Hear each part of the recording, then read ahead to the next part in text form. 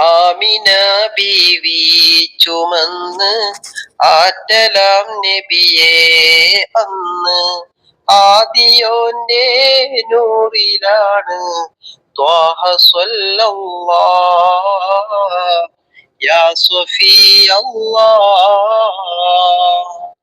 മാസവും രണ്ട് കഴിഞ്ഞ് മാരനായുള്ളോർ പിരിഞ്ഞ് മാനസം തേങ്ങിക്കരഞ്ഞ് ബീവി തളരുന്നു,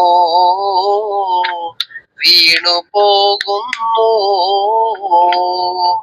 ആമിന ബീവി ചുമന്ന് ആറ്റലാം നബിയെ അന്ന് ആദിയോന്റെ നൂറിലാണ് ത്വാഹ സ്വല്ലല്ലാഹ് യാ സ്വഫിയല്ലാഹ്.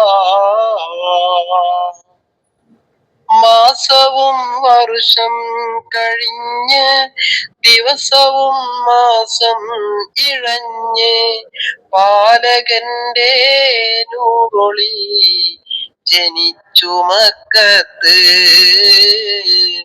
ഉദിച്ചു നേരത്ത്.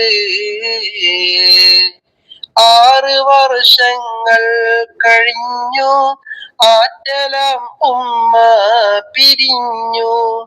ആരുമില്ലാത്ത കനിവ വളർന്നു നേതാവ്, ലോകജേതാവ്. ആമിന ബീവി ചുമന്ന് ആറ്റലാം നബിയെ അന്ന് ആദിയോന്റെ നൂറിലാണ് ത്വാഹ സ്വല്ലല്ലാഹ് യാ സ്വഫിയല്ലാഹ്.